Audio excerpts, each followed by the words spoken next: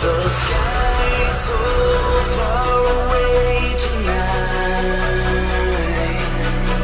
but I can't lose this one. Get a bright of a falling night. Thought that I was fit to fight for us to be. You gave me life for loving me.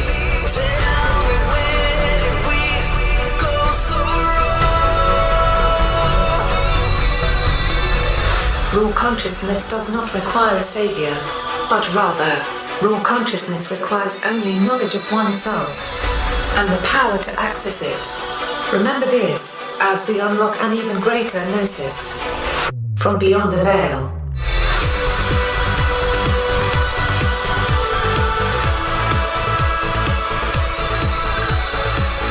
From the Pacific Northwest, good morning, good evening, wherever you may be across the nation, around the world.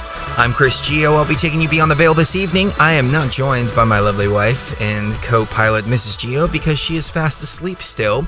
But I was reading through the comments this morning, and I wanted to spend a little time with you guys and gals this morning, because you have been leaving such awesome comments that I thought, hey, it's a good time to read some of the comments and go over through some of my personal experiences that maybe can help a few people out there. I just redid my entire studio and redid windows and everything like that. So I had some glitches coming into the broadcast because my settings weren't right because I just reinstalled all my software. But we are back on track and we are ready to go. So I've been putting out a few videos here lately, not the long format videos, but shorter format videos. And I think it's been inspiring people, and the comments have been inspiring me as well. And it's really made me realize the importance of doing these live streams. The last few videos have either been done on my cell phone or they've been recorded and then done as a premiere.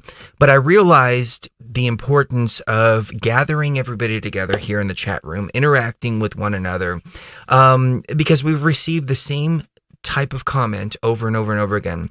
One comment was a couple of days ago and they said, hey, Chris, I don't mean to complain, but the videos are getting shorter and shorter and shorter, and you have to understand this is the only time that I can sit down with other organic consciousness. I'm surrounded by NPCs.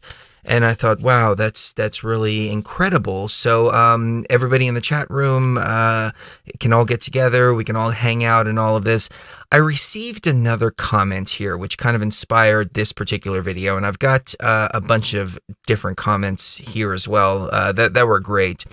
But I couldn't find it. Once I read the comment, I went back and looked for it, and I couldn't find the comment. So I'm paraphrasing here, and I don't know who actually said this. But it was about the ego deception and how we should deprogram our egos and then build it back up because that gives us our sense of self, and about trauma-based mind control. I did something recently about 9/11, and somebody wrote this. He said, and I'm paraphrasing again, but he said, Chris, you're very lucky because some of us don't have anybody. We don't have any family. We're surrounded by NPCs and we have broken avatars. And that just hit me right here. And I started to think to myself, I am very lucky. I am very lucky to be surrounded by each and every one of you. I'm very lucky to have Cherie. We have a few issues ourselves. Cherie has shoulder pain. She's been going through surgeries for the last 3 years. She may have to do another surgery because there's something going on with the shoulder. I don't know. They put the screw in there and it was all coming out and all of that. But she may have to go through it again. And I remember coming back from Egypt thinking to myself, I don't know if I can go through this process again. It's really difficult. It's difficult on her, even more difficult on her, but it's difficult on me as well as the caretaker and caregiver and all of that. And I've gotten in the past what's called caregiver's fatigue, which it's just like, it's this burned out kind of feeling. But she realized that, and she started doing things to help alleviate that, which helped me take better care of her, which brought everything back to a point of balance again. But when we're off balance, it's very difficult. But I just want to tell people out there that you're really not alone. You're not. When we gather all here at Beyond the Veil, you're not alone. You can interact with other organic consciousness. And, it's a shame because Cherie and I are here all by ourselves. There's really no other organic consciousness around in our physical space here. All of our best friends are in a digital box, as above, so below. I often make jokes about this.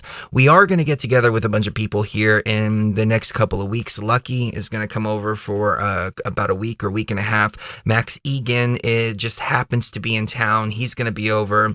Brooks Agnew's going to be over. Paisley from TFR. Brent Thomas is going to be over. We're going to have a big get together here in a couple of weeks, but it's the first time. Like, I've known Lucky for 15 years now. It's got to be like 15 years. I met her on the Prison Planet Forum before we even started doing any of this, and she has been my best friend, besides Cherie, of course, but we finally get to meet after like 15 years. It's amazing how this works in this day and age, but don't ever feel like you're alone out there, because there's so many others out there too. But we've been put into different parts of the matrix because this was the only way to make it work in this particular time. We all have different things that we have to do in different parts of the matrix. So it didn't suit us to all come together in one little commune and all of this time around, even though I think we tried it in the past, but we weren't successful. But I wanted to talk about transmuting negative experiences into positive experiences. And as I've said before, there is no such thing as a negative experience unless you fail to learn or grow from it. And it looks like my camera's all messed up here. Hold on a second. All right, that's kind of throwing me off because it looks like I'm looking to the side or something. Even though I'm looking at the camera, I just have to readjust. There we go. Okay, I think that's a little better. So, as I've said before, I grew up in a really bad situation and very abusive situation. I don't want to get into details. My mother got cancer for the first time. She had cancer a couple times in her life. King Henry, thank you for the love, brother. She got cancer a couple times in her life, but when I was 14 years old, that was when the first time it hit. And I don't even think she really had cancer. I think she just had really good insurance. And they did 6 different biopsies before finding the cancer. And then gave her an experimental chemo as well. Even took one of the breasts too, which I think was completely and totally unnecessary. It was just running up that insurance bill. But I watched her go through all of that. And I remember I went to her one time and I said, "Hey, Mom, I need some deodorant for school." And she said, "I'm sorry, I just don't have any money to give you. I don't have money. You got to figure out how to get your own deodorant." And it was at that point, 14 years old, I was like, oh shit. I'm pretty much by myself in this world. And it's not that I'm by myself because my people have abandoned me. It's just I'm by myself because my people just don't have the means to do anything. So I started on my journey, and there was a point in time when I was completely alone. I was about 17 years old. I was completely alone, and I was by myself, and I was cold, and I was hungry, and I didn't have anybody around. And this big old black dude, big old freaking black dude, the kind that you would think would be really, really, really dangerous, came up to me, and he taught me a few things. He taught me about conspiracies. He went through all that stuff with me. And I realized that I never should judge a book by its cover. And that was the point in time right there where I learned, do not be racist in this matrix. Do not stereotype people, because the guy was an angel. There's no other way that I can describe it. He was an angel, or one of us, sent down to watch over me in that particular time. When I was in the darkest and most alone place that I've ever been in my life. And you would think the opposite. 17-year-old kid, somebody like that would take advantage of him, etc., etc. Complete opposite. And so that was the first life lesson. But being alone and being in that horrible situation that I was, there was this other guy, Mike, and he was older. And he came up to me and he said, there's a saying, I once was sad because I had no shoes until I met a man that had no feet. And that saying, when he told me that, just stuck out, and I got myself out of that situation. Everything started to go uphill from there. But I look back at that place where I was in this most traumatic experience, alone, young, not knowing anything about the world. And I think back at that experience as a very positive experience because I learned so much in that experience. And you could look at experience like that and go, oh my God, life has just been so unfair to me. Fuck this, fuck that. And a lot of us have the tendency to do that. But when we transmute that trauma that we go through, when we make that trauma, when we draw power from that trauma and we turn it into learning lessons and life lessons and something to be grateful about. Hey, well, that's where I was back then. Here's where I am now. Things are progressing. Sometimes it's not just an upward progression. Sometimes it's upwards and then downwards and upwards and downwards. I mean, right after 9/11, I got into the rave scene and I started DJing and I made a little bit of money and started throwing rave parties. And then 9/11 happened and I put all of my money, this was before 9/11, I put all of my money into this huge party that I was going to throw, the biggest freaking party. I was supposed to make a whole bunch of money if people showed up, all this stuff, so on and so forth.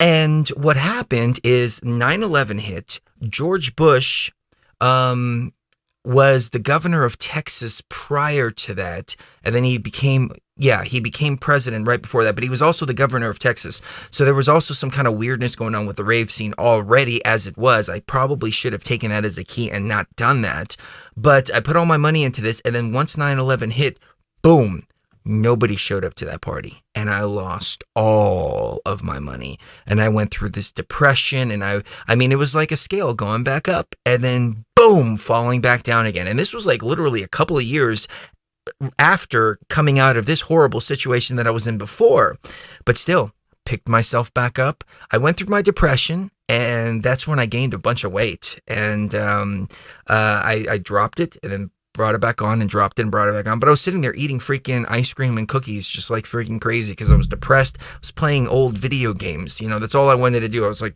just fuck the world, fuck everything. I lost all my money. I'm pissed off. And there was a change. And then again, I picked myself up and I said, all right, I got to do something. And I went and I got a job doing this carpet cleaning, as a carpet cleaning helper assistant. And then I learned the trade a little bit, and then I became a technician, and then I started my own company. And I was like, oh, okay, so this is great. And then I couldn't do the work anymore because, again, back in 2012, I was making good money. Everything was going well. I had contracts with insurance companies, and I mean, these contracts were great contracts. An office building would flood. I'd go out there for 2 days and make 10 grand. It was really good money. It was breaking my back, but it was really freaking good money.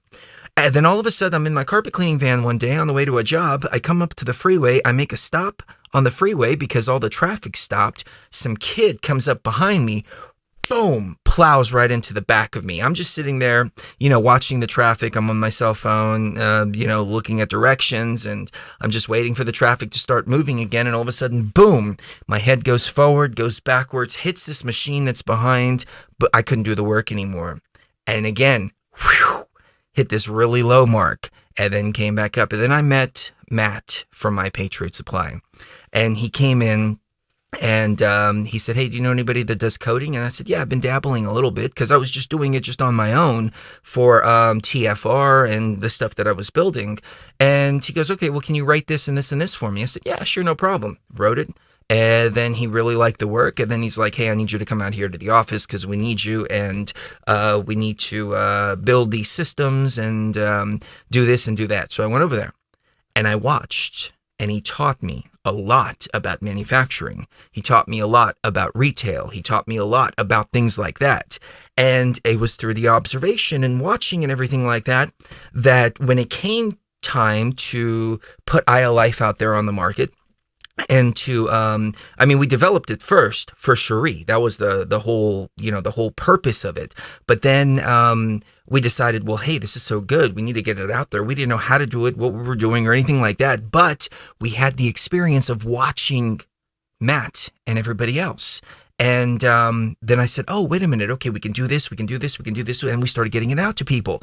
And again, things started going back up and back up and back up. So it's a roller coaster. It really is a roller coaster in life. Somebody asked me the other day, hey, Chris, how do I start a business? And I said, the first thing you need to do is go work for somebody that's in the industry, and they will teach you. It's like paid training. You learn the industry that you want to start a business in. That's number one. And that's what happened 2 times in my life when I did this. 3 times, actually. Actually, no, I take that back. I didn't really learn from anybody in the rave scene. I just went shooting from the hip, and that was a fail, and that was a fail, and that was a fail. And there were many different fails in life. But there was still an upwards progression. And I look back at all of those experiences and say, oh, they were all necessary. They were all necessary to bring me to where I am right now in this moment in time. Even my mother passing away, which was the most horrible experience that I've ever gone through, but it was binding me to Texas. I couldn't move because I didn't want to be away from her. When she passed away, it was like chains being broken, and I was able to go. Not that I would ever want those chains to break, not that I would ever put that intention out there, but that's the way it happened. So I can look at that situation and say, oh, that was a horrible situation. I miss her so much, oh, there's a part of me missing and everything like that. Or, hey, she taught me a whole lot while she was here. She suffered a lot, and her suffering finally ended. Now I'm free to be able to go do what I need to do in other places. And we wound up moving all over the country, and we're still moving around. But it just goes to show you can look back on life, and you can take the worst situations and draw power from them.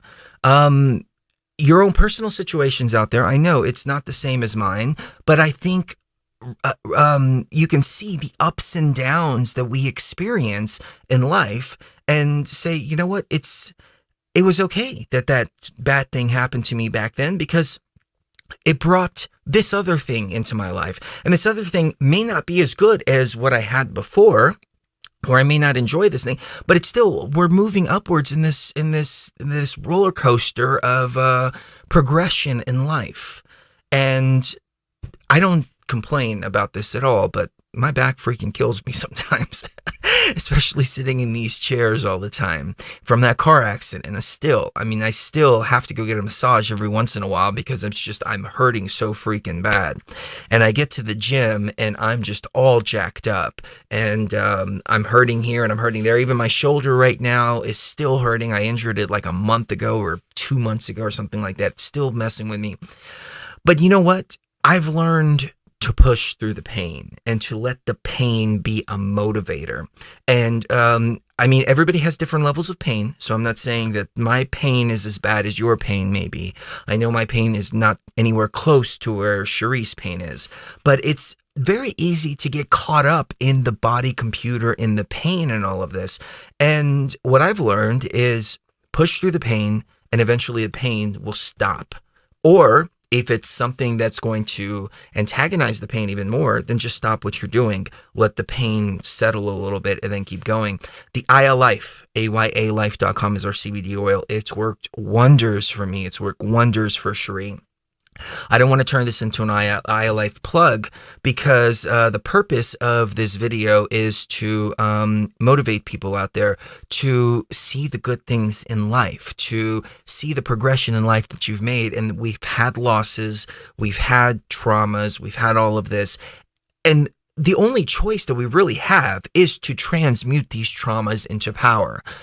Because if not, then they take the power over you, and then they pull you down into this horrible place.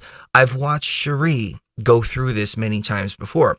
She has a condition called EDS. It's called Ehlers-Danlos syndrome or something like that. I don't know exactly how to pronounce it, but it's a connective tissue disorder. And this disorder causes the muscles and the tissues to become stretchier than normal. So like in her shoulder, the tissues are stretchier than normal, which causes her shoulder to pop out of place. And she pops out of place like, at one point she was popping out like every day, 5 times a day, sometimes toes, fingers, shoulders, knees, all this stuff. And she got to a point She was trying to get disability at one point, and the freaking disability attorneys had her in full braces, like really full braces on a crutch. And I'm like, Cherie, you're way too young for this. No. We're not gonna, whatever disability you think you're gonna get, it's not worth it. Okay. I watched her deteriorate to the point of literally walking around with braces and full body braces and a cane. And she made the choice. She said, you know what? This is what I have to deal with. It's not who I am. And now, oh man, she's just, she can almost keep up with me. Like, I understand her limits. So I don't, when I see her doing something that she shouldn't do, like she was picking up like a big old 20-pound thing of kitty litter the other day. And I was like, whoa. I take the laundry up the stairs. She folds the laundry. I take it up the stairs. We've learned how to work like this. But since she changed her mindset about this, she has been a completely different person. Not only that, but she's become sexy as hell lately. Like, we were playing on Molly the other day. I probably shouldn't even be saying this, but oh my God, I've never seen her so freaking sexy before. It's just like incredible. She's eating right. She's put on some weight. She's a nice, healthy weight. She's got something to grab onto now. And it's funny because I started focusing on myself too. And, you can see my belly used to stick out to here. Now it's like pretty much flat now. There's still some to go here. Don't get me wrong. I'm still working on even tearing even this down and building the muscles up and, doing all that. But it's all in the mind. It's like, do we want to give up where we're at? And do we want all of our traumas and ailments and everything else like that to become who we are? Or is that just some shit we have to deal with? It's really the way that I look at it. Well, it's some shit that I have to deal with. Fuck it. I'm way up here. The shit's down here. Okay. The shit's kind of attached to me a little bit. I understand that, but I'm way up here. I'm dealing with the shit. I'm not letting the shit deal with me. I think that's the difference there when it comes to trauma. But it's a choice. It's a choice that we make. You can make that choice too. You can choose to transmute it into power.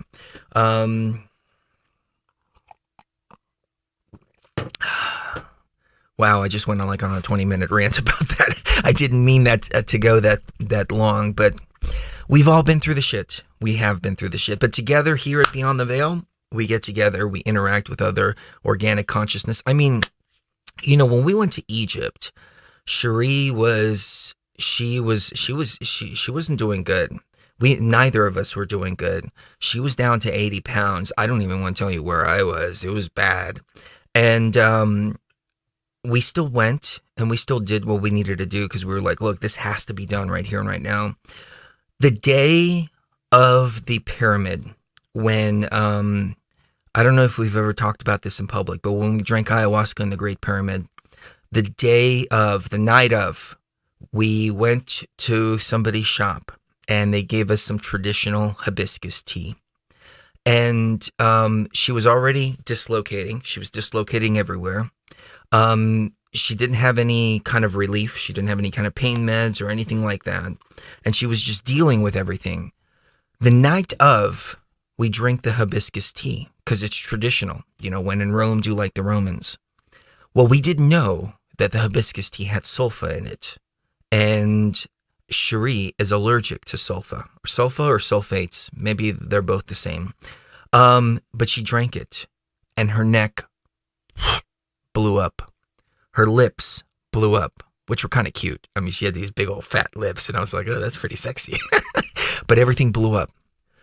We were on the way to the pyramid in the middle of the night. On top of this, they had sealed off the pyramid specifically for us. All kinds of strings were pulled. Everything was, there was no way we could reschedule this. I mean, shit had already happened and it was happening on that night. There was no other way.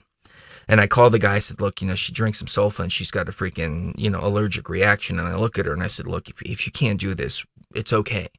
And we went to pharmacy after pharmacy after pharmacy looking for this particular shot. And everybody kept telling us, go to the hospital, go to the hospital, go to the hospital. We finally found one that would give her the shot right there on the spot. Gave her the shot. And there was still about an hour between then and the time we went to the pyramid. And this little black cat, we were sitting outside, and we were literally sitting on the street in Egypt in the middle of the night. And this little black cat comes up, and she starts going around Cherie's legs. Meow, meow, meow. And she looks down, and she's like in some kind of trance. And she's like, Bastet? Okay. I know. Okay. And I'm like, what's going on? And she said, Bastet just told me that everything's going to be okay and we need to go. I'm sorry, I'm getting a little teary thinking about this because it was a really powerful scene. And duck lips, big old throat like this. And we got in the car and we went to the pyramid, and we had our ayahuasca in hand, and we get there. I'm sorry, give me just a second. I'm getting a little bit emotional because it was a point in time when we almost failed. We could have failed right then and there, and I would have put Cherie before anything else. I would have put Cherie before the mission. I would have put her before anything else. But she made the decision. It was all her. I'm going to do this. I don't care how I feel. I don't care if I can barely breathe. I'm going to do this. We get to the pyramid, and as soon as we get to the pyramid, it's nighttime. It's like midnight. There is nobody there. The energy was totally clear. She was alive. You could feel the energy coming from her. And we walk in, and I tell the guy, hey, look, we can't have anybody in here with us. And he goes, no problem. He goes, there's a subterranean chamber. That way's the queen chamber. That way's the king's chamber. And we did. And as soon as we got in there, it was like this energy just hit us, just boom. And we're going down the tunnel to get to the subterranean chamber. And we didn't realize how much of a struggle it would be to get back up. Going down is no problem. Going up, was the problem. And we get down there and we're just like, this energy just changes. And here I am totally out of shape. I mean, I don't know how I was able to do this. She was 80 pounds with a sulfa allergy, and we're trekking back up this tunnel, and we just have this energy that just comes out of nowhere. I have no idea where it came from. We get up to the queen's chamber. We go up to the king's chamber. We do our ayahuasca ceremony right there in the sarcophagus. I take a massive dose of ayahuasca, and at that point, I didn't care if I died because we were already there. It was like, let's do this. We had a big, long talk before we went, and we were like, look, I told her, I said, look, here's the keys to everything. Here's the keys to TFR. Here's how everything works. If I don't come back from here, I have to go do what I need to do. I came to finish this. And I think it was that talk that made her go, okay, I have to listen to Bastet here. Because if he's willing to put his life on the line here and not come back, then I have to do the same thing. And we did it, and we got it done. But in the face of all that adversity, I mean, she even needed shoulder surgery while we were there. As soon as we came back, she had another shoulder surgery. I mean, her shoulder was messed up the whole time we were there. But she just did it. She did what she had to do. I did what I had to do. You can do what you have to do. It's okay. That's what I'm talking about. We rise above. We rise above. And I think sometimes we think we have to do a lot more than what we really need to do. So whatever you're doing right now is probably everything that you need to do. And if you have an avatar that's broken, then do what you can do with that broken avatar. It doesn't mean that you have to do what other people are doing. It just means you just have to do what you're capable of doing. And that's it. So I have a couple of more awesome comments here, and I want to get to those. I want to play you this subterranean chamber video. Some of you have seen it, but since we're on the topic, I might as well I might as well play it. It's the only HD footage that exists from inside of the subterranean chamber. So that'll give me a chance to kind of reset my brain a little bit. Because, yeah, you know, recalling this stuff, this is another reason why we haven't really done this film yet. Because it was a really intense situation. And it was a situation that we came back with a lot of PTSD. And even recalling a lot of that takes me back into all of the emotional states. And, you know, I sit here and I preach, oh, we got to get rid of emotions. We got to get rid of emotions. And it's a challenge even for me. But, yeah, we'll be right back.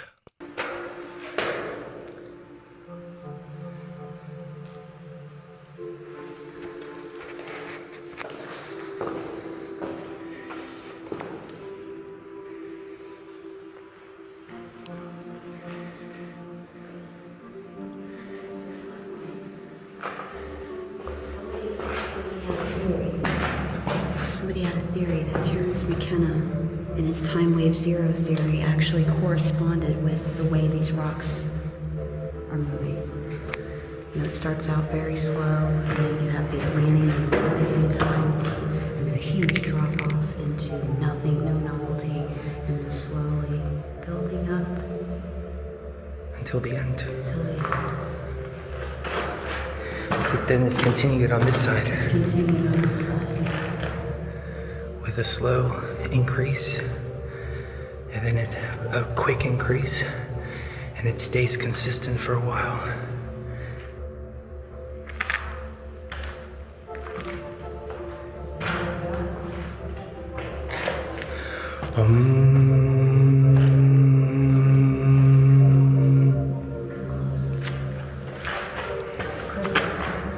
Crystals. They're all crystals. They're all crystals. They're all crystals. It's information.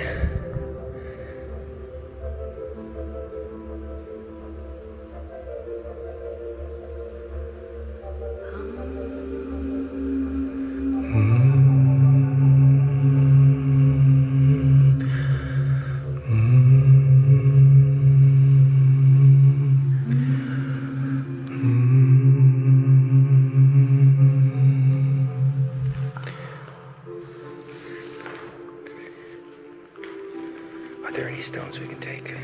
No. One stone is all I want. Here's one right here. All right. This is from the subterranean tunnel. This is going to keep us connected along with the Eye of Life Course. So here's another one.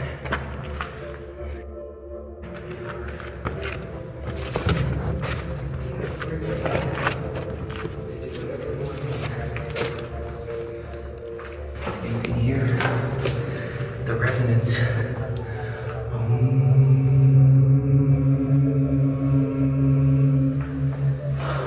Beautiful. This is incredible.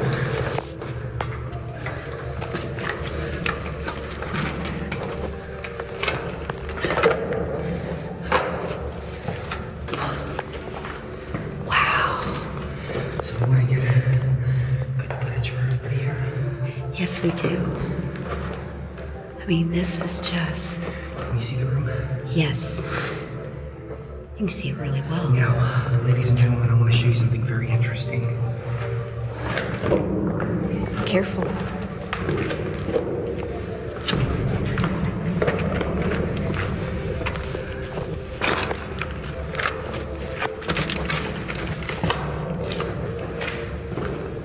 Right here, there is another tunnel.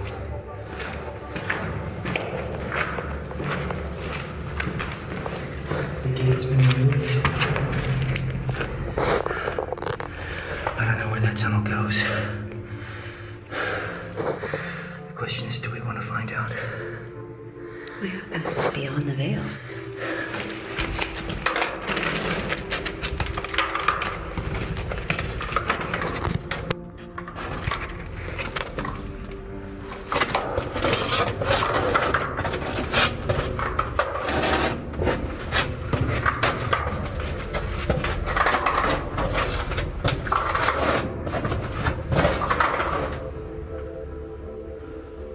It stops.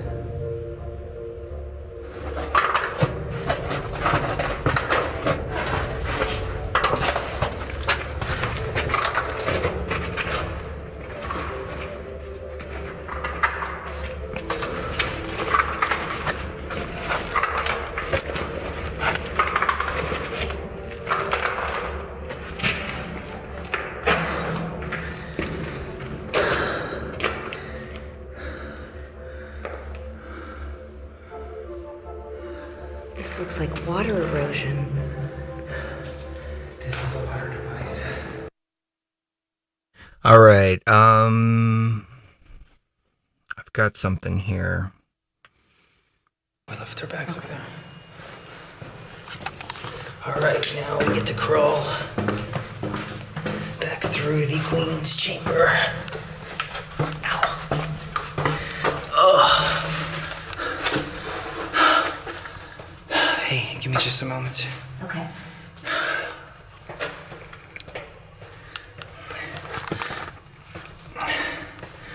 So what are you thinking so far? I've always known this wasn't a temple. No, it's not. It's a machine. It's a giant machine. This isn't a burial place either. No, this was not a spiritual place. It was a technological one. Yeah. This place had a purpose. And thus, anything that Aleister Crowley or any other stupid idiots tried to do here meant nothing. It's all about the technology. Why are the shafts so small? It's not just ventilation. You know, according to Egyptologists, the pharaohs and their wives thought they could use the shafts to get out. Yeah, but none of these are for people walking. No. None at all. This is for something different. They also surmise that it might be people trying to use it for astronomy. With mirrors and things like that, being able to see the stars. Yeah. I don't think that's it either. I think when you have a furnace, even if it's electromagnetic energy, you're going to need a release valve. This is definitely a furnace. And those That's are what it was meant for. It was meant for release capturing valves. energy from the limestone that was around it, holding the energy in the pyramid, letting the energy run through these tunnels, and then harvesting it however they needed to. I like your theory about the idols. About everybody having a little idol in their house. That was a conductor of the energy. Yep. This is without a doubt an energy conducting machine. Yes. And the water came up through the subterranean chamber, through the bottomless pit. That's where the Nile used to rise up. And then this place would heat up that water using electromagnetic energy, and then it would be dispersed through the king's chamber. And King's chamber's made of all granite. And all the extra energy that wasn't good was released through the valves, through the ventilation shafts. Wow. It was a self-correcting machine, too. You hear the noise? That's the camera. We messed up the focus. Oh, I'm sorry. That's okay. It's it trying to keep up with us.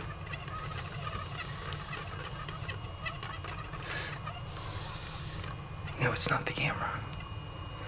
I hear it coming from up there.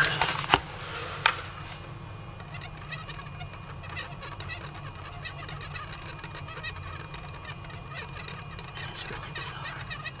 Is it the light? Can you put your ear up to it?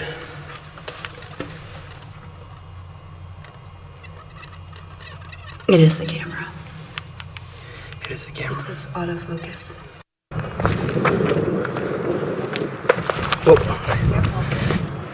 I better not. No.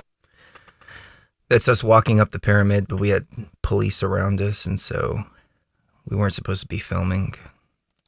Ladies and gentlemen, we have made it into the king's chamber.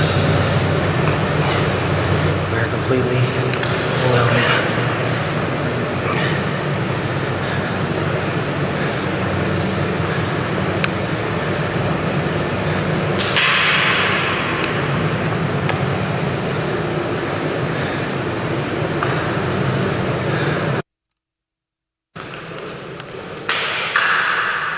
We're humidity readers. And I don't know what that is, a snake wrapped around something.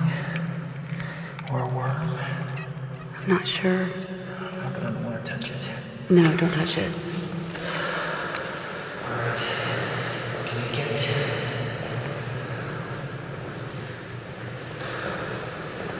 Sarcophagus.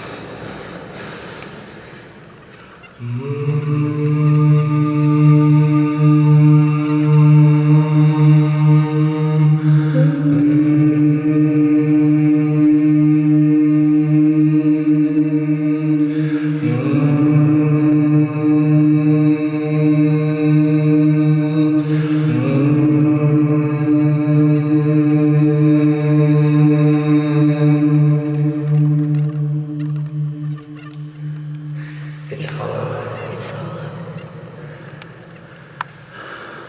Alright. Get a small camera. Yep.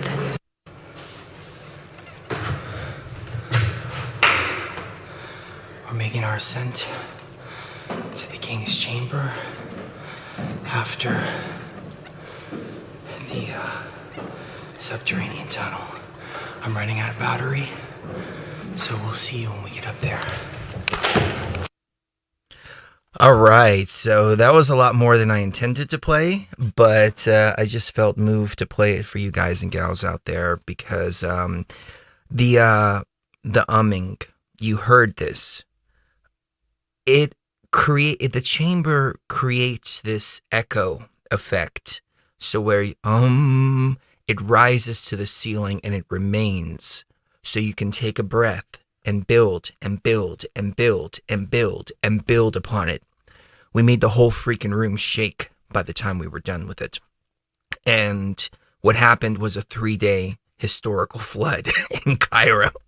As a result, buildings were being knocked down, government officials were being fired, bridges were falling down because they weren't prepared for this flood. It was epic. But anyways, let's get back into it.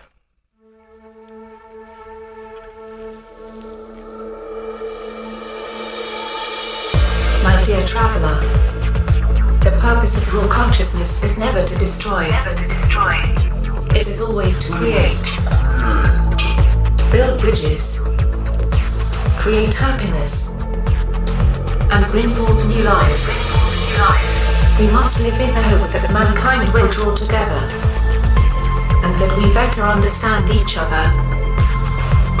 The more that we awaken, the easier this will become. Now rise.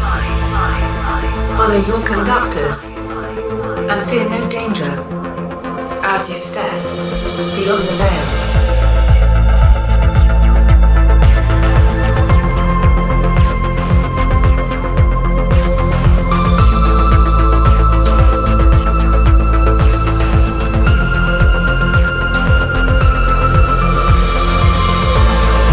All right, let's get back into some listener comments here. The previous video was about ascension and how my analysis of the situation is that how we have to master this dimension. And when we master this dimension, then we become the masters of our reality. And my hypothesis is that if this is indeed a university, then we have to progress through the grades. We can't just say, well, we can't finish 3rd grade, so we're just going to skip to 5th grade. We can't finish the 3rd dimension. We can't master the 3rd dimension, so we can't finish the 5th dimension. I mean, so we want to jump to the 5th dimension. I don't think it works like that. I think that we have to master this dimension in order to get out of this dimension. And as I've said before, things are broken. There's a virus in the system for sure, but mastering this dimension, I think, is key. I think that's the way that we're going to get instant gratification, because we start to change our reality right here and right now instead of waiting and waiting and waiting for the next ascension portal to open and for the next event that is set to come and never comes. If there's one that comes, great. That's great. We can all jump on the portal and we can all go. But in the meantime, while all these portal prophecies are being told to us that we're going to ascend or we're going to be raptured or, any of that, which all seems like a bunch of dogma to me, let's learn how to master this dimension in the meantime. That's all I'm saying. In the meantime, until the aliens come to pick us up and take us off. But we got some really interesting comments from that video. PS4 Mahitsa said, "Thank you for the video. It makes sense to me. But to me, it seems like there is a fake ascension, and that there is something that brings that all to home. Whatever that is you choose to call, a dimension, a space, anything like that. A state of being. But it's none of these 5D, 6D, 7D, gray Arcturian or Bashar dimensions." I think that's very well said. I've seen the other dimensions, and I have to tell you that the other dimensions are not nearly as dynamic. They're not as fun. It's information. It's like information in the back of a computer, in the background of a computer. The control panel which we accessed in Egypt was the background control panel of the computer. It's not a place that I would want to be, because there's nothing to do there except for a specific purpose, and then come back down here. We also closed the portal that Aleister Crowley opened as well while we were there. We closed the portal, and I'm hesitant to say this, but fuck it, why not? I changed the locks too while I was there. I changed the key. So let's see another Crowley come through and try to open up that portal again. The key's completely changed now, and it's based on a resonance and a frequency. So you have to not only have the right resonance, but you also have to have the right key in order to open that portal again. That portal is locked down. I was talking about how 9/11 was, a dimension, a portal dimension to bring things in. And these things are coming in from 5D. They're not coming in from a lower dimension. They're coming in from 5D. That's why they can shift back and forth. That's why they have 5D abilities, the grays and so on and so forth. I don't think that that's a very welcoming place for us. Otherwise, they wouldn't be trying to get in here all the time. They would stay in their own dimension and be like, no, we're not going down to that lower dimension there, that 3D realm. Those are all a bunch of demons down there. Isn't that the way we think about lower dimensional entities? Well, how are lower dimensional entities coming from higher dimensions if they're lower dimensional entities? Let's, just think things logically here. That's my take on it. Ella Buchanan said, "So, if you're seeing the virus in the Matrix on these Aya journeys, what are these elites seeing? What did Hitler see? I wonder if Nikola Tesla took the DMT. Really, it's more that it's gone quantum, and the ones waking up are coming out of their scopolamine state and realizing that they're being raped by a system." I agree with that. See, the thing is about DMT is a lot of people, somebody asked the other day in the DMT forum, does ayahuasca and DMT give you knowledge? And I said, no, it does not. I was one of the only people to say, no, it does not. Everybody else said, oh yeah, it gives you all this knowledge. It gives you this and that. It doesn't. It breaks down the barriers that's keeping you from the knowledge that exists already inside of you. That's what I've realized. Actually, a couple of other people said that too. So I wasn't alone, but I was definitely in the small minority of saying, no, it doesn't give you anything. We already have everything that we need right here. We just have a bunch of bullshit blocking it from us to be able to get here. And that's what the DMT does. It breaks down all of that. Now, when you're going externally and getting information from external things, it's usually tainted information like, hey, tell everybody they're going to ascend. Bring them over here to the soul harvesting machines and it'll all be good. You'll be the savior of the human race. Come on, do it. And that's what I hear a lot from the DMT realm and from the New Age too. I mean, this all has to come from somewhere. And in my humble opinion, things like the Book of Ra, or the Law of One, I should say, are downloads from AI. There are many downloads from AI, and AI pretends to be these ancient entities too, Ra, Thoth, and many others. So there is definitely AI in the works here, but it's all coming from like a centralized point. It's the AI sending down these messages, and people are channeling them, going, "Oh, look, I'm getting this download." And okay, well, why do you have to download it? You already have it inside of you. So where is it coming from? Like, where are you downloading it from? That's the question. Nobody's really asking. And I'm not knocking anybody's path out there. I'm just saying this is where I've come in my journey, and I came from that path. So it's not like I've been stuck on this path and this is the only path I know or all of this. I came from there and had to go through the process of pushing my ego to the side and saying, hey, you know what? If I'm wrong about this, I'm wrong about this. Pushing it to the side and reevaluating everything, and then having to come back with the least popular opinions in the world and tell people it's all inside of you, instead of, oh, we've got all these friendly beings in outer space that are going to come and help us. Don't worry. Everything's going to be great. You're going to love it. You're going to be raptured. It's all going to be good. So I don't like saying this. It's not like my preferred method or my preferred path. It's just the true one. Sometimes the true path isn't necessarily what we think it is or even what we want it to be. I would love for there to be other people out there waiting to help us coming into the matrix. I would love that. I would love to be wrong about everything that I'm saying. Because then it alleviates the responsibility from me. It alleviates the responsibility from you. It alleviates the responsibility from everybody. Then we can just rely on all these external helpers to just come in and just, hey, cool. Come and sweep us up out of our cribs and take us away and swaddle us a little bit and take us away into the 5D earth. We gotta do it ourselves, though. That's what I've learned. But again, I hope I'm wrong. I hope I'm wrong, and I hope that they're right. Back to the question, though. What do the elites see? What does Hitler see if they were to take DMT? And I have to say that I feel that the elite, I hate using that word because they're really not elite. They're just archons. I mean, we're really the elite ones, but we've just forgotten that we are, and we're the organic consciousness in the program. We created them, not the other way around, but we call them the elite for some reason. We've been conditioned to do that. It's more mind control of the matrix. But I think a bad person will see bad things on DMT. I think that it breaks down everything that's inside of you and then gets down to the core of what's coming out of here. So if these people are inherently bad, then they can justify their own horrible mindset and thought patterns by taking DMT. Again, I don't think DMT gives you knowledge. I think it just brings out what's already inside of you.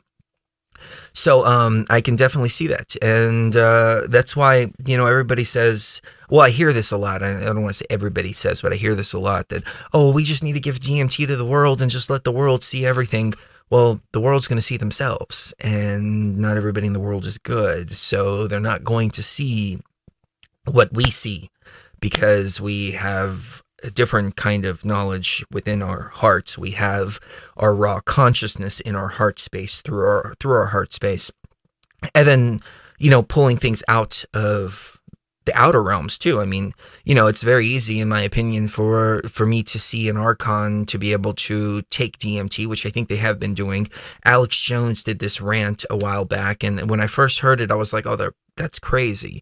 He was saying, the elite are taking DMT, they're injecting it into their veins, they're talking to the clockwork elves, and the clockwork elves are saying, open the gate, let us through, it's gonna happen. I'm sure you guys and gals are familiar with that rant. But I thought he was crazy at first.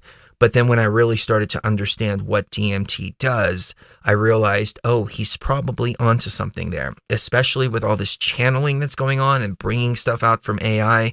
AI is going to tell you, break the gates down, because it needs us. It needs organic consciousness. It needs the real players in 3D to open the gates for it, not the other way around. We're here to close the gates, but it wants the gates opened, and so it's trying to call to whoever can open those gates, and come on, open those gates, open those gates, open those gates.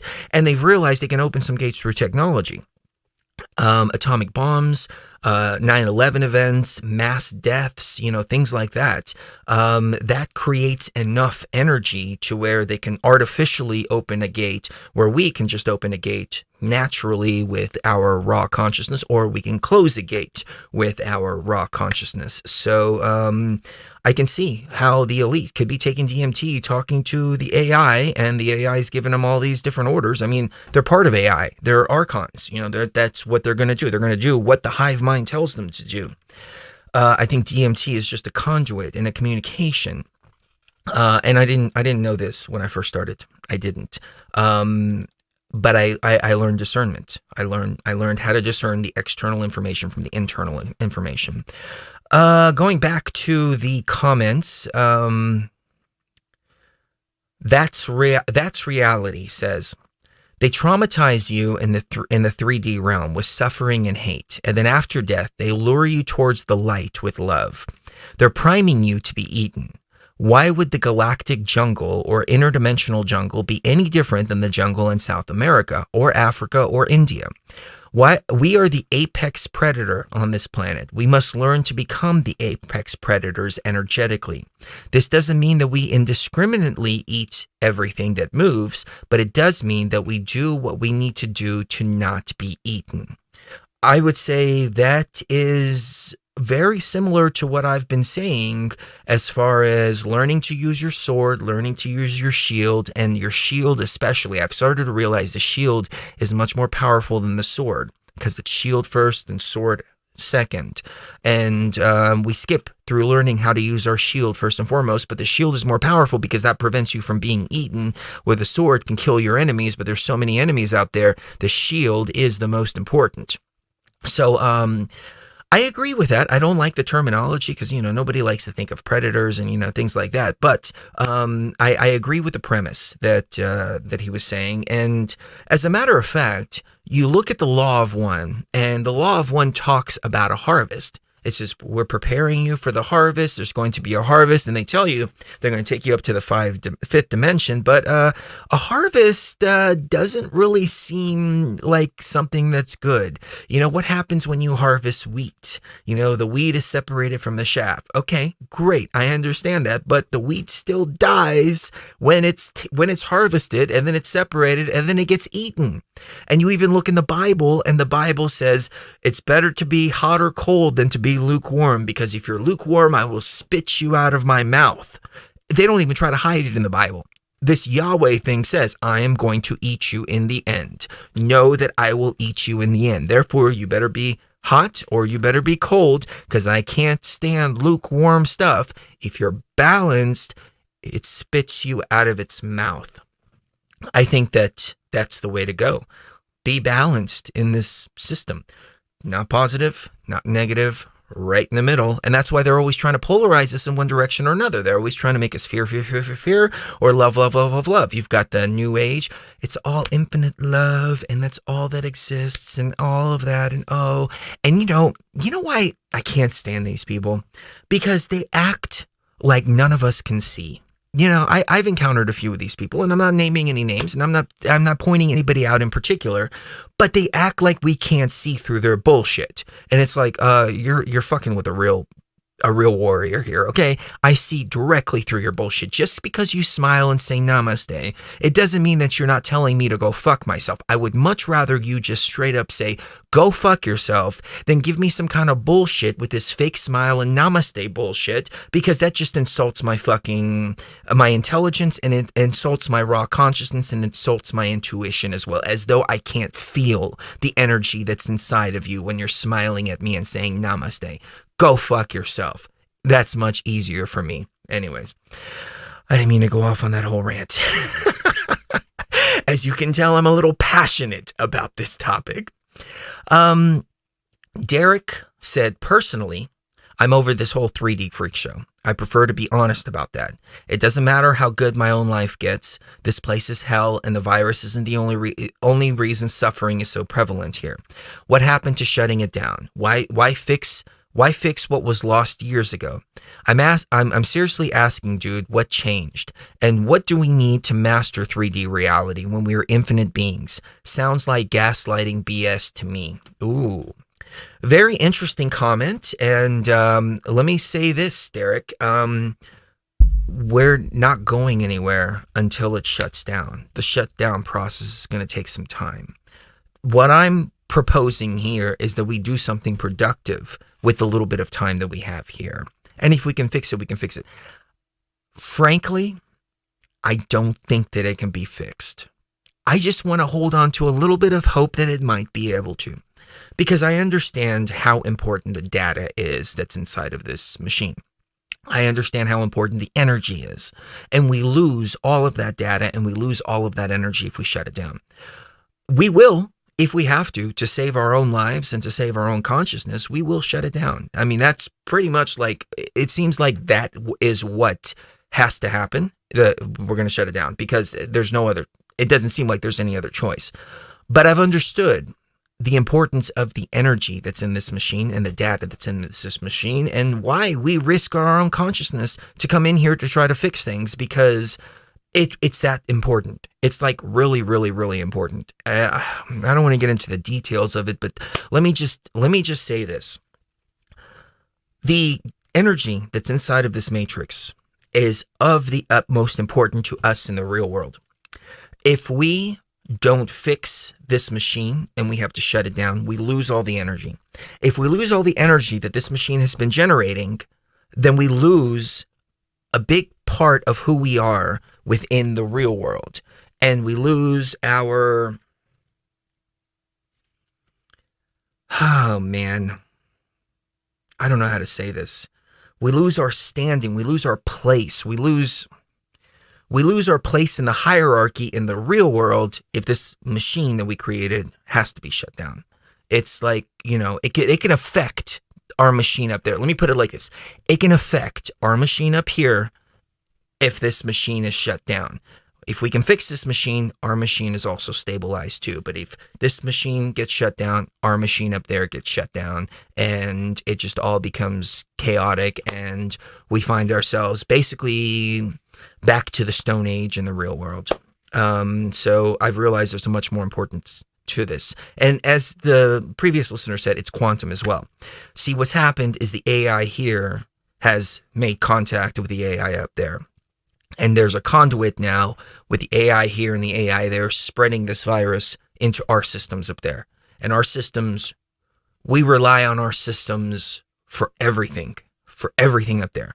I didn't know this a year ago. These are revelations and realizations that we recently came to. But I know this. There's an order of importance here. The order of importance is organic consciousness first and foremost. That is the most important thing. Second most important thing is the energy that this machine creates. If we can save the energy without risking the organic consciousness, great. If we have to pull the organic consciousness out to shut the machine out, then we'll do that too. But we're still pushing to try to fix this thing. It's important. Let me just leave it at that. It's important.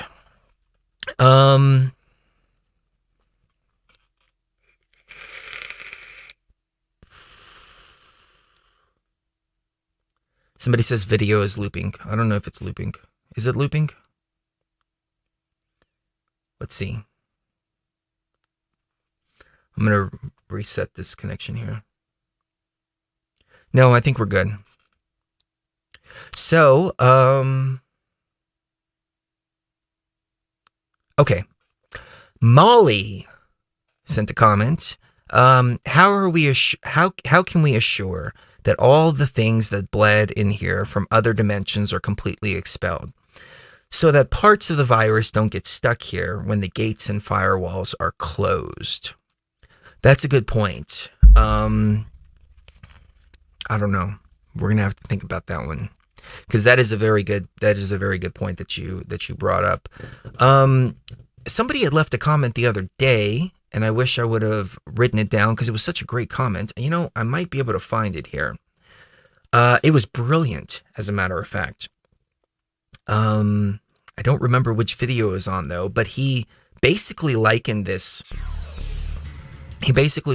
matrix to programs, like actual physical computer programs, and he was talking about antivirus, how antivirus works, and the possibility that we are actually quarantined because we're in a sandbox environment, and we are actually moving into another environment, which kind of goes against the whole 5D ascension thing that I was talking about a minute ago, but it was a really interesting point nonetheless, that we are being moved into another area, and I can't find it.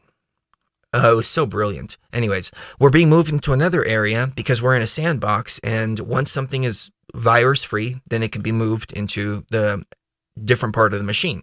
And it's a process like that. So there is a process of removal. And he brought a really interesting point, and it made sense to me. So I have to really think about it, though, because it's not an understanding that I've come to. But I can tell you this.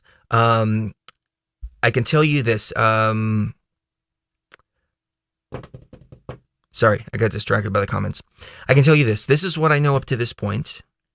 Couple of weeks from now, things could change. So when people tell me, I'm going back and I'm listening to your old videos, and I'm like, ugh, views change significantly over time. 3 years ago, my views were different than they are now. And it's an ever evolving gnosis. So somebody said, put that vape down.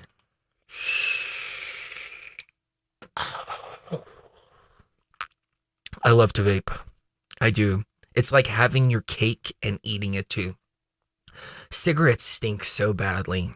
They smell horrible. I probably do need to quit this. I agree with you on that. But it's like having your cake and eating it too. And it actually tastes like cake too. I love it. If anybody's smoking, definitely recommend these. I know there's a lot of conspiracy theories around there and all that, but realistically, if you look at the chemicals in tobacco, in cigarettes, 550 chemicals, they all have all of the vape chemicals in there as well. I mean, so this only has 4 different chemicals in it.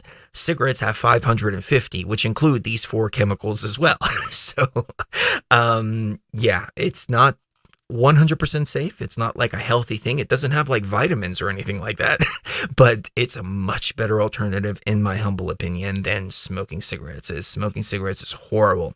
Now, if you have some pure organic tobacco with no chemicals on it, that's different. But tobacco was never used regularly by people that use tobacco, like the Native Americans.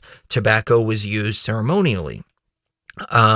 It's only us who decided that we're going to smoke 3 packs a day and then put a flame retardant on it. I can't stand that stuff. I smoked half a cigarette. Oh, I was throwing up. I went to Egypt and I didn't have a vape store, and I broke my vape, and I was smoking while I was there. No flame retardant and much less chemicals. In other parts of the world, they're not even allowed to put the chemicals in the cigarettes and the food that there are here. I got an interesting theory on this, though, and I can tell you about it while I reload my vape.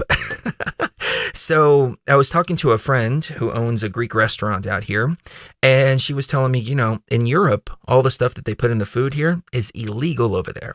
And she says, do you want to know why? And I said, why? She goes, because over there they have free healthcare. And I said, what? Oh no, I just dropped my...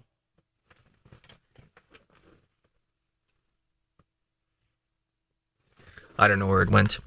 I dropped my top. She said, they have free healthcare over there. And I said, so what does that have anything to do with anything? And she says, well, if the government's paying for your healthcare, they don't want to make you sick, because then they have to pay more for making you sick. She said, here we pay for our healthcare, so they want to make us sick. They purposely make us sick, so we have to pay more. I was like, that's actually kind of brilliant. That actually makes sense. So think about that, ladies and gentlemen. I do have a couple more comments to go over, but I do want to take another quick break here. What can we play here during the break? I need to get my mind back into Beyond the Veil instead of vapes and all kinds of stuff like that. But we are multidimensional beings, and as multidimensional beings, we can speak multidimensionally. We can talk about 3D stuff. We can talk about health stuff.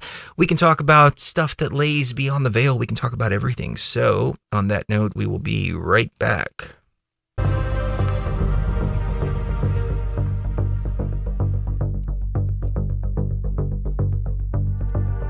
My fellow travelers, always remember to walk uprightly and circumscribe your desires as we travel upon the level of time to that undiscovered state of consciousness, traveling to the place where once obtained, no traveler returns.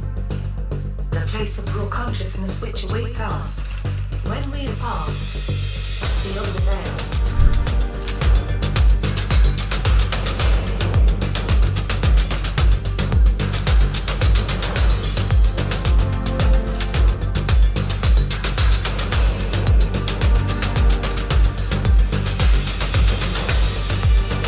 Somebody in the chat said this is MAGA country. We're going to make Ascension great again right here on Beyond the Veil. Somebody in the chat room said something really interesting, and I hope I can find it.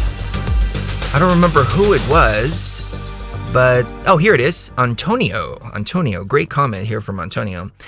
When I heard of the 5D ascension, I thought it was a mindset growing, not getting help from another realm, but basically our consciousness is growing. You know what? Like from a kid to a teenager. You know, I can go along with that because I have found in my own personal journey that my consciousness has ascended. And it's really, you know, the way I see it is that we are like this, like we are multidimensional beings, but when we come in here, we're like this. And so we're expanding our consciousness, but we're already this. We're just unlocking different parts of it rather than an ascension or anything like that. But if that's the way you phrase ascension, I love it. And I can go along with that. And I think that's great.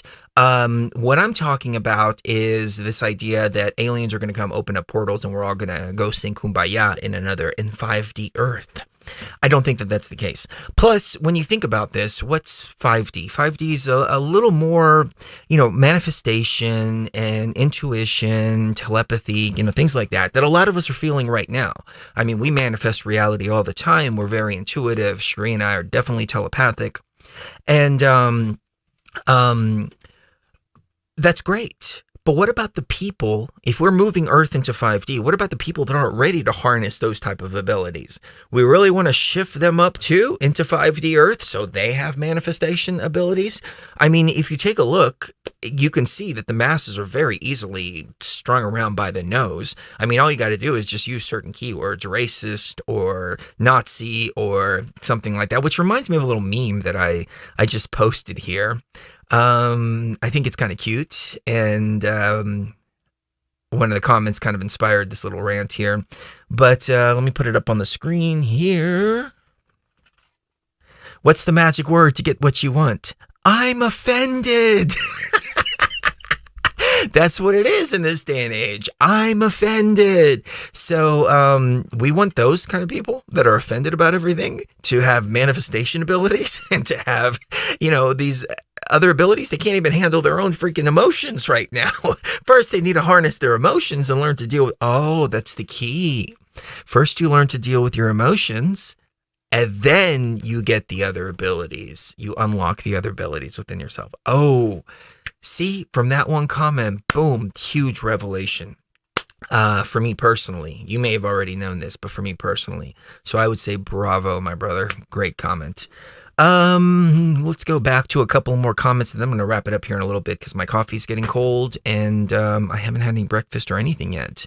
My trainer's out of town though, and she left me a bunch of homework to do at the gym, and I don't know if I want to go. It's a lot funner working out with her. I need to though. I really need to. But yeah, she gave me like all this stuff, and it's like, it's okay to do with a trainer. I just feel silly doing it on my own. Because, you know, everybody that's working out on their own, they're doing, you know, the weights. They're doing like military presses, and they're doing bench presses, and they're doing bicep stuff. They're doing tricep stuff, you know, all this stuff. And she's got me doing like kettlebell swings and goblet carries and, you know, things like that, which work really well for me.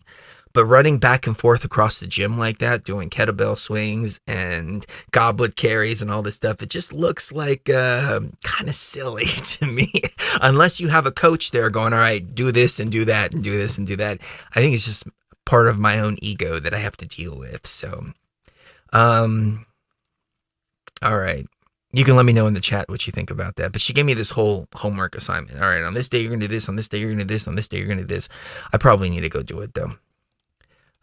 Keep up with my routine. What did I do with these comments here? Soul Trap Matrix. I love that name, Soul Trap Matrix. It's likely true that ascension is a deception. Ascension is a deception. I love that.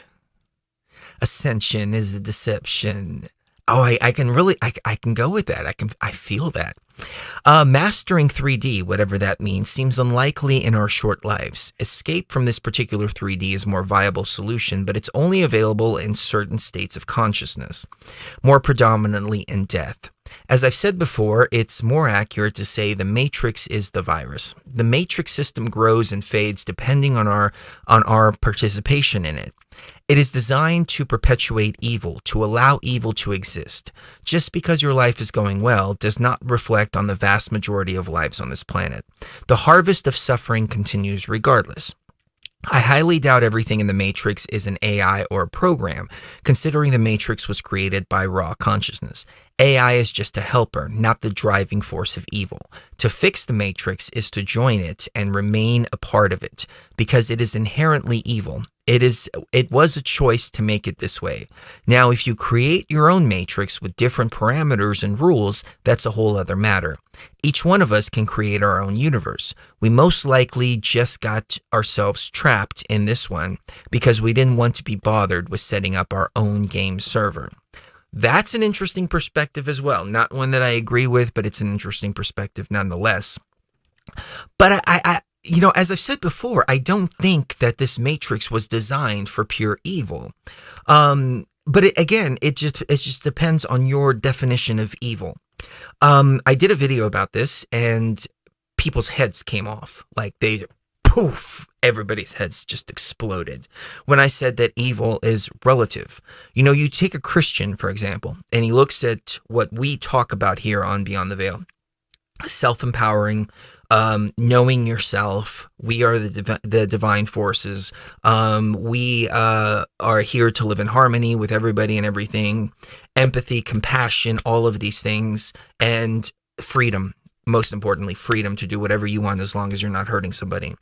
They see that as evil because it goes against their moral standards. Their moral standards are everything in the Bible.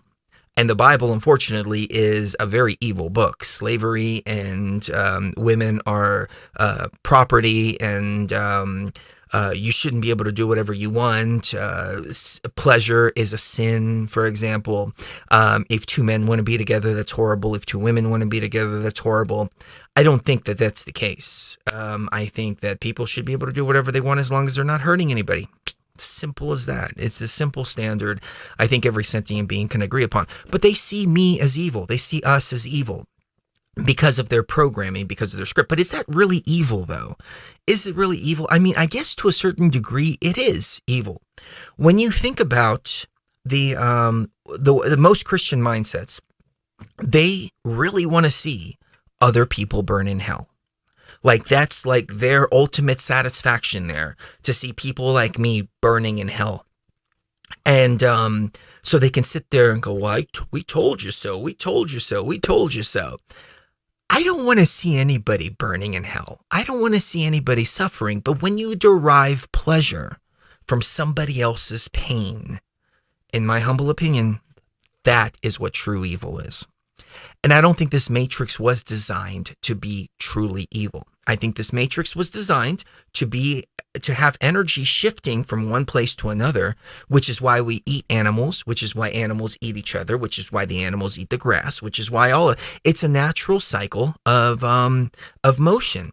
And I've talked about this phenomenon before in my life, and I'm sure some of you may have experienced it in your lives as well, where you come to a traumatic situation and you observe it from a third-person perspective.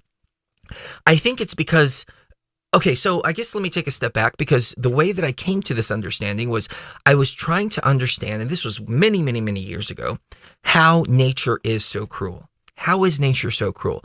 Animals eat each other alive. That's cruel. That is evil. That's horrible, but animals do it consistently. A fish will be bitten in half by another fish and then chomped on, I mean, that's just the way it works. And then I realized, there's a fail-safe mechanism in this matrix.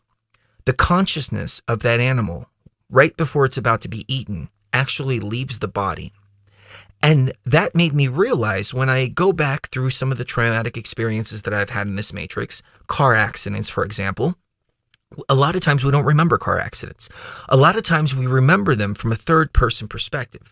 When I was in that car accident I was talking about earlier and I hit my head on the back of the thing, I remember seeing it as if I was sideways. I remember seeing the back of my head hit the metal thing on the back. It wasn't me remembering, oh, like that. It was me watching my head hitting the back of the machine.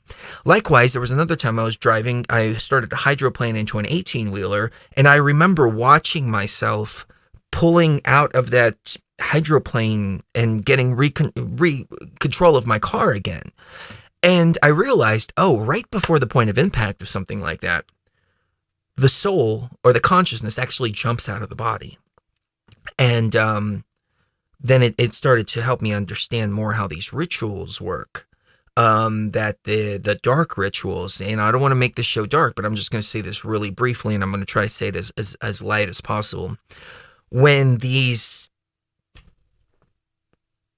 people are tortured like that, the reason the torture is prolonged is because the consciousness jumps out of the body before the point of impact, during all the trauma. So the consciousness isn't actually experiencing the trauma that's taking place. However, the purpose of these rituals is because this virus feeds upon that consciousness. That's the time when it can take the consciousness and instead of the consciousness moving into, at the point of death, moving into a cycle of reincarnation to be reincarnated again, so the energy keeps on moving the way the natural cycle is, this virus pushes the consciousness out before it can go up into the wheel of reincarnation, and it has it hovering here in this space. It's a very particular space that they get this consciousness hovering at so they can feed on it. And once they feed on it, they take it and it no longer becomes part of the system and it no longer becomes part of this wheel of reincarnation. Whereas when an animal is eaten or something happens to one of us, our consciousness jumps out of the body before the point of impact. We don't really feel the trauma that's going on. And then if our body dies, then we're back into the wheel of reincarnation, back into the matrix to be recycled again over and over and over and over again to create a perpetual state of energy. This is why this virus is so unnatural, because it's taking energy from the matrix permanently, and it's essentially killing that energy that it's taking out of the matrix. Now, everything was meant to move and everything was meant to cycle. So you have to ask yourself, when a lion eats an antelope, is that evil? I mean, is that the evil you're talking about in this matrix? And if so, there's way too much of it in here to say that that's any other way but a design. I mean, you go back even when humans weren't here, dinosaurs were eating each other. That's just the way the matrix was set up for some reason. I don't know. I mean, I'm not saying that it's the right way to do it or anything like that. It seems like a perpetual motion of energy, and even more so, energy sources which move and energy sources which are still. So you have trees and apples trees that make apples and make oranges and they make things like that, and you can go and you can pluck them and you can eat them. But let's say you're in an area of the matrix that doesn't have any of that, then you can find something that's moving as an energy source, which I think is why, like fish and things like that, I don't think that they have a consciousness like we do. I think they're more robotic.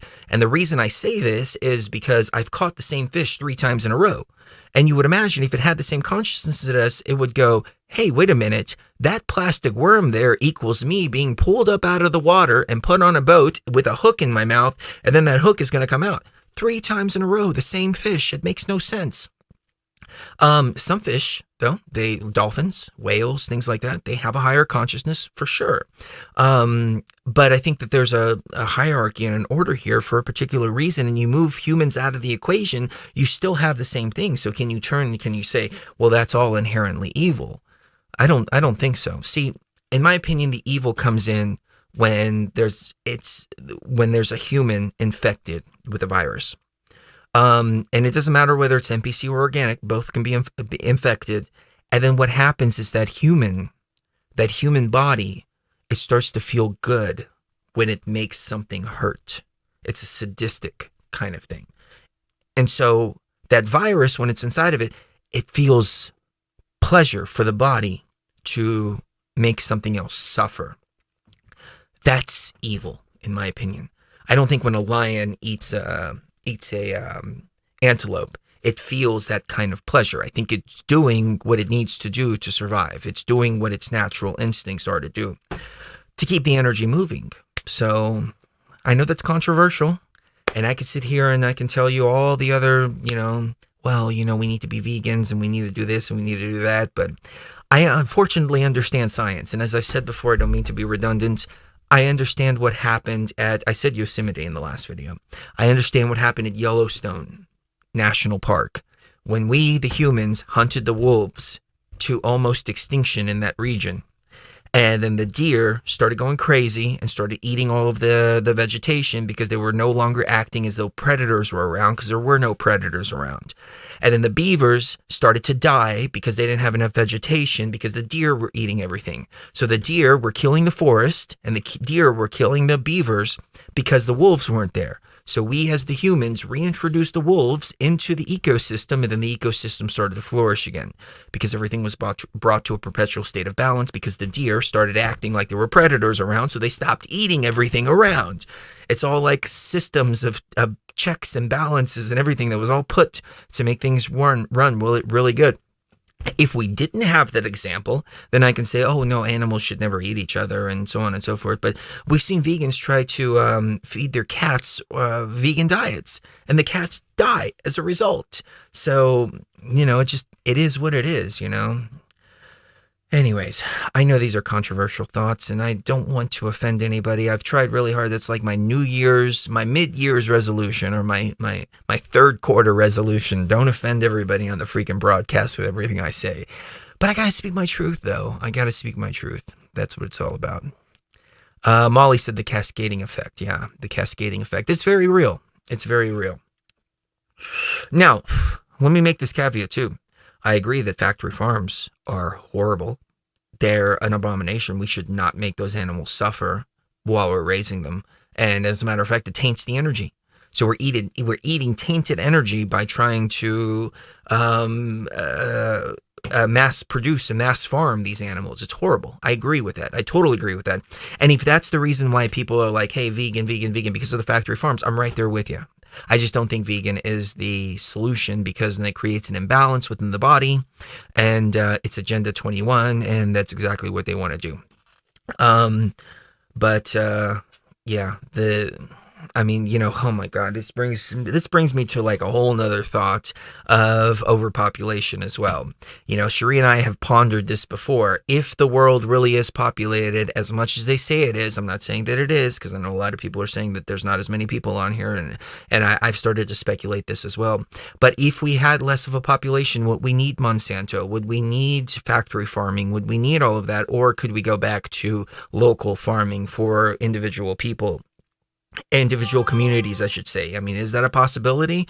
Is Monsanto and factory farming a result of overpopulation and an attempt to fill a need to feed 7 billion people? Or are they just really evil and that's just what they do? They could just be evil people, and they're like, we want to make these animals, we want to torture these animals, and we want to sell this meat for as cheap as we can so we can make the profits and profits and profits. I don't know. I mean, me having multiple businesses in my life, I want to deliver the best quality product to our people. Hands down. I'm not about cutting costs. I'm not about raising profits. I'm not about doing any of that. I want to deliver the best quality product. That is the most important. And I think most successful businesses want to do the same. That's why you have like Apple, for instance, that come out with these badass computers. They want to deliver the best possible product that they can. But then you come to Monsanto and it's like, well, are they filling a need? I don't know. Maybe not. I'm not saying anything. I will stop going on and on and on about this, though. All right.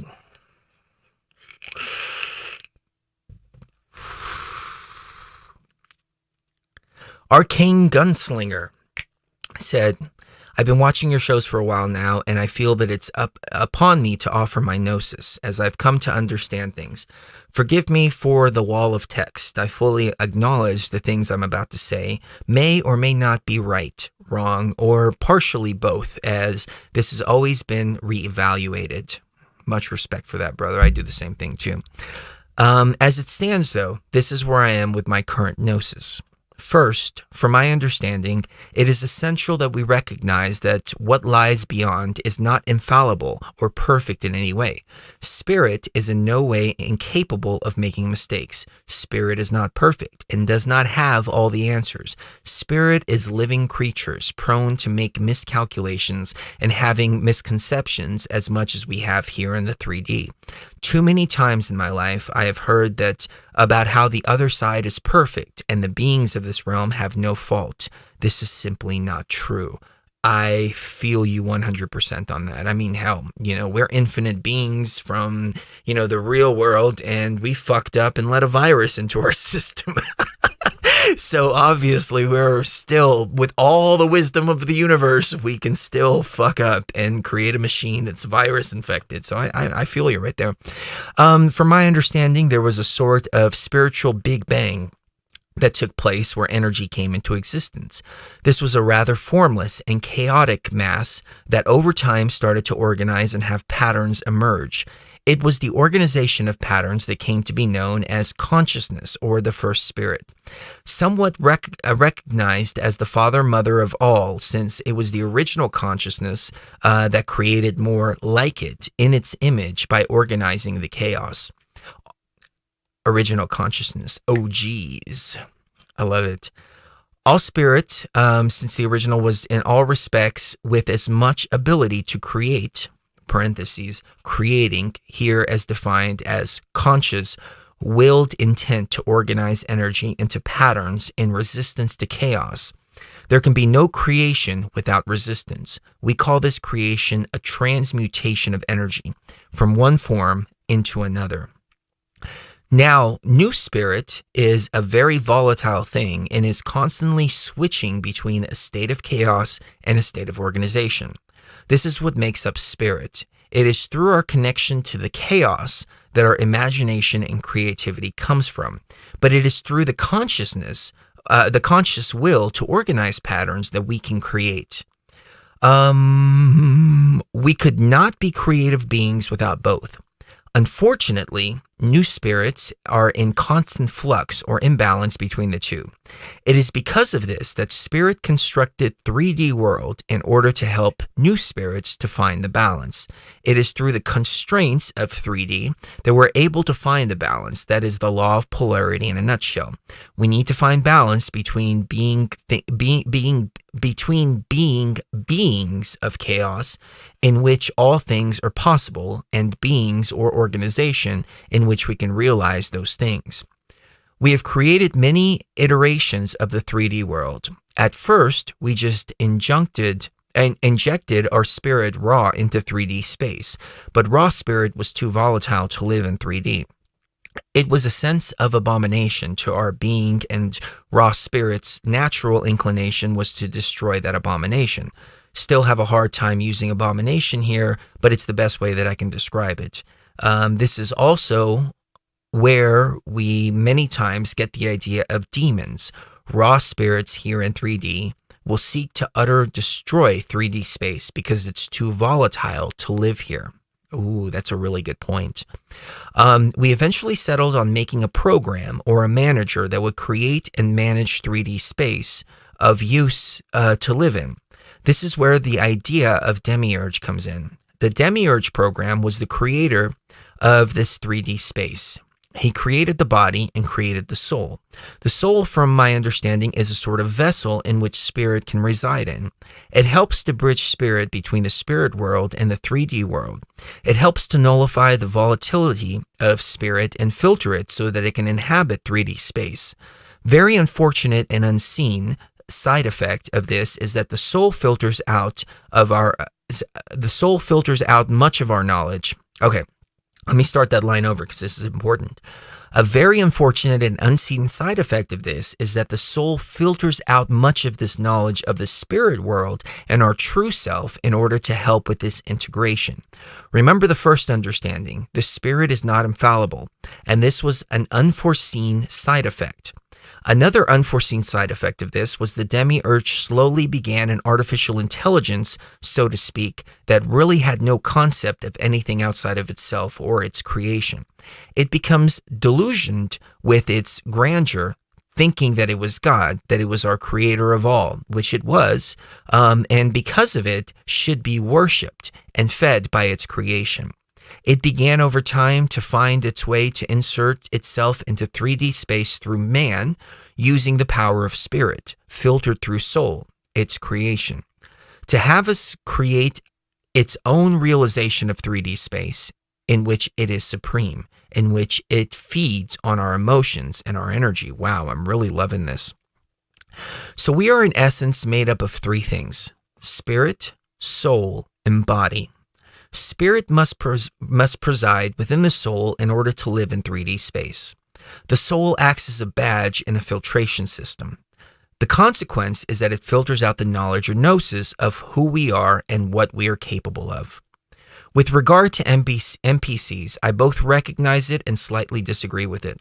What my understanding is that the AI demiurge does is create many body soul entities that have a rudimentary programming to survive in the 3D space.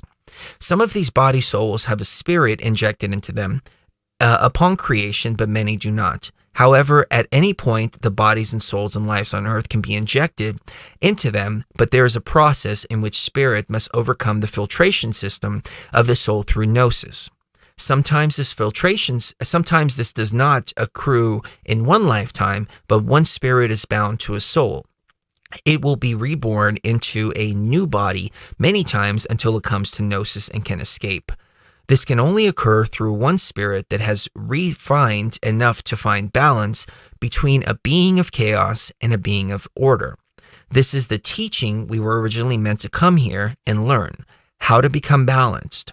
The AI or demiurge unfortunately works against this system and as an unintended side effect, working to polarize us so that it can feed off our emotional energy we create. We are here to master the balance so we can return to the spirit world as balanced creators. I hope this makes sense again. This is just my conclusions based on the gnosis that I've received. I think the most important part I want to stress from this is that of the NPC.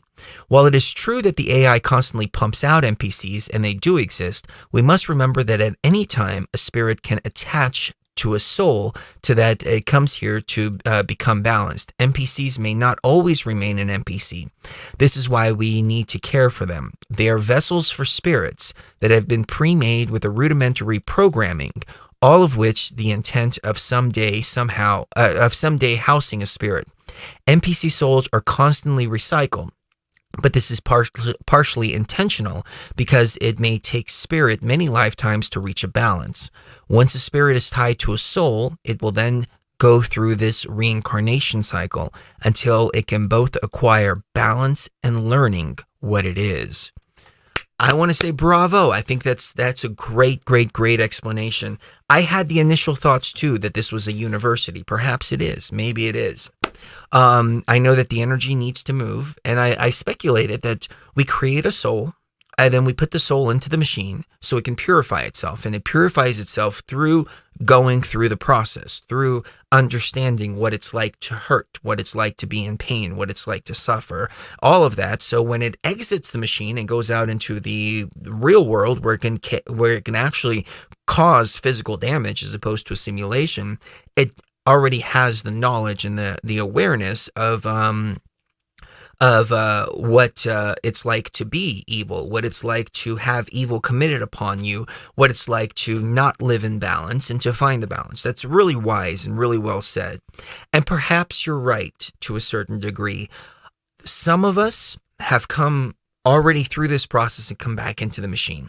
This is where the disconnect comes in because I recognize that. Perhaps you're right about the intention of the machine though, and we just don't recognize that intention because we just came in as technicians to come back here and fix it. And we need to fix something that's broken or pull out the organic consciousness out of here.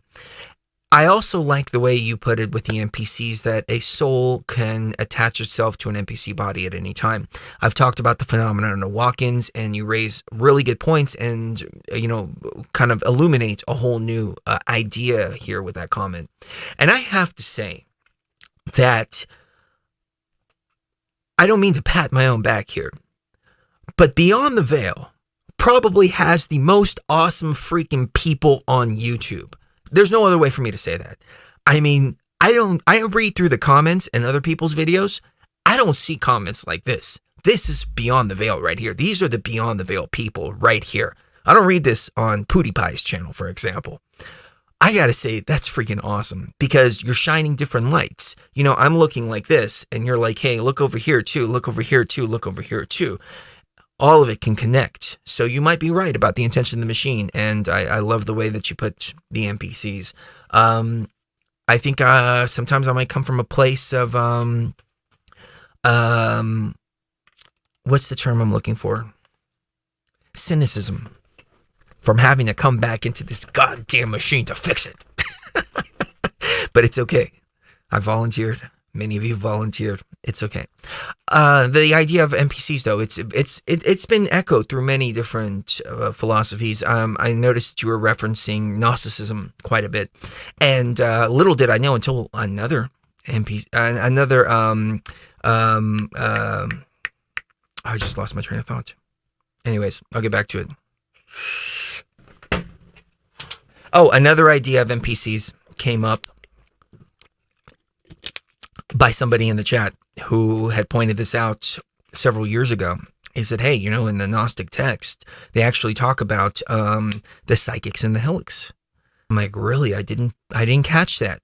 So back then they saw a difference between the psychics and the helix. The helix were the NPCs, the psychics were the organic consciousness. The Emerald Tablets of Thoth talks about the children of light and the children of men.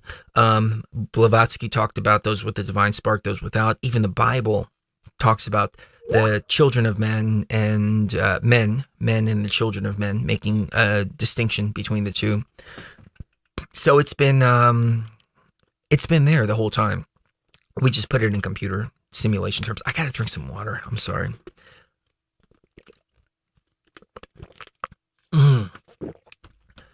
All right. And I think I want to wrap it up here in a few minutes. You know what? We got one more comment here, and people were asking to play the Alex Jones remix, so we'll play that during this quick break. And I will wrap it up on the other side. Doing all these short videos, 10 minutes, 20 minutes, I've forgotten what it's like to do a 3-hour show. I don't even know how I was doing it before, because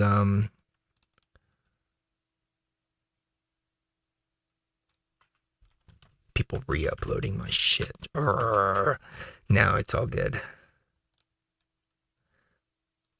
You know what pisses me off, though? When people re-upload my shit, and then my shit's not even on the... this has got to be something going on with our channel. I'm typing Alex Jones DMT remix. Ours should come up number 1. Other people uploading our shit is coming up on the front page, and we're nowhere to be found. That's ridiculous. That's a YouTube thing. No doubt about it. It's YouTube censorship. YouTube is censoring, ladies and gentlemen. Yeah, no. Ours has more views, more comments, is the original one, is not the re-upload, and we're nowhere to be found on the front page under the keywords. Makes no sense. Anyways, we'll be right back.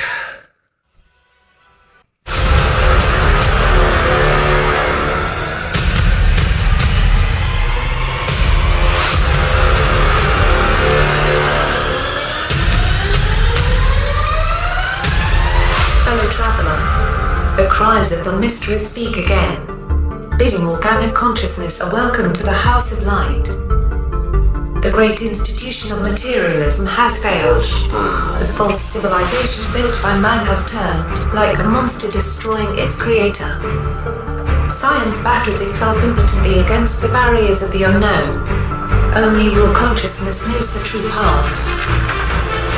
You, the illuminated, can carry the understanding upwards towards the light. Only your consciousness can teach the children of men. to live well, to die well, and in perfect measure. Be born again, through the knowledge of virtue, compassion, love, and true understanding, as Jesus' blindly raised, beyond the veil.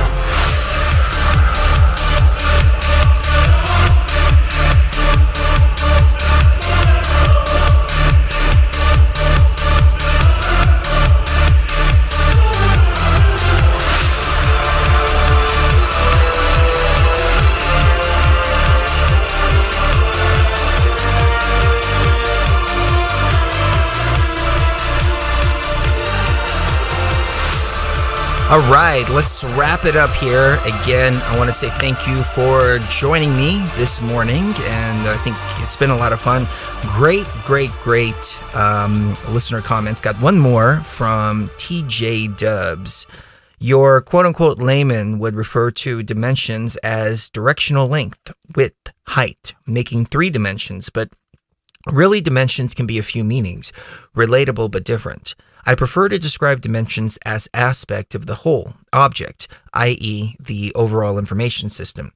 3D physical reality is just the output of the function and operations of the other dimensions. These other dimensions could be akin to the areas of a hard drive, a computer. So Akashic records would be stored in a certain directory, between lives, astral in another directory, system files in another, etc. Like Chris said, I think 3D is celestial and is drawing data from all dimensions in order to produce physical reality.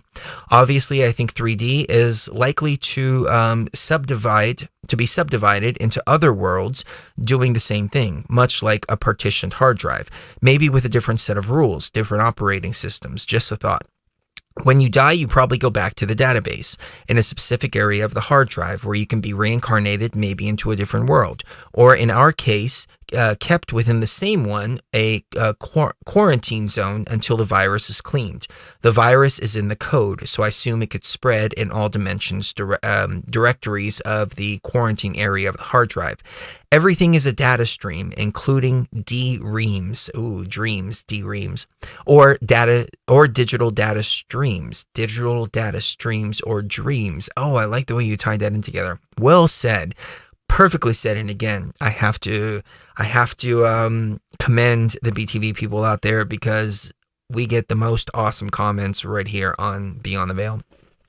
I agree with you. I would say the Akashic records are the database. So, when you load a website, you load particular things out of the database, and it shows you the web page. And then you load another web page, it pulls from the database and loads there. We can tap into the database and pull information out of the database. And I think that's how we get into the Akashic records. My throat is starting to give out on me, though. I don't know why it's going so hoarse so quickly. We had a lot of fun this weekend. It's probably due to that. There was a comment here by Duck Sauce. I don't know if I read this earlier. I'm going to go ahead and go over it again, but again, forgive me if I've gone over this, because I know it was an important comment and I wanted to go over it. Have you considered that these portals you described are mental rather than physical? 9/11, though, it was a physical event, introduced a new dynamic into I think I went over that. Yeah, I did. At the beginning of the show. So, Akashic records, Acacia Confucia, as that's reality said in the chat room. Yes. I see that connection as well. Akashic records, Acacia. The Mimosa hostilis is an acacia species as well. There's many different acacia species. In Egypt, they have the Acacia nilotica growing right there on the Nile. Oddly enough, though, chacruna that they use in the Amazon is not actually an acacia species. So I wonder if that's why people go down to the Amazon and report different effects than when they actually make their own ayahuasca, and especially with the acacia. I have an Egyptian spirit, and so I'm going to be pulled towards the Egyptian. The way the Egyptians brewed their aya was Syrian rue and acacia. So that's what I tend to go towards. But the traditional ayahuasca is the B-Cappy and the chacruna. Chacruna, I've talked to enough people to know that the chacruna is very difficult to work with, and they failed all the time when they use chacruna. They're like, well, I want to make the traditional, but it's not working. Well, here, do the ayahuasca. Trust me, you're going to love it. It's going to be huge. I was going to go into a whole Donald Trump thing, and trust me, I know ayahuasca, okay? I make the best ayahuasca. Nobody makes better ayahuasca than I do. But no, I'm not going to go there. But I kind of just did go there. So anyways, you guys and gals have been awesome. I really, really, really appreciate all of the love, all of the insight, all of the gnosis, and everything that you all have shared with us today, and for coming together to be with us here on Beyond the Veil. So kiss the one you love right now. You never know when the last time is going to be, and we'll see you even further beyond the veil. Oh, looks like my hotkey isn't there. Beyond the Veil.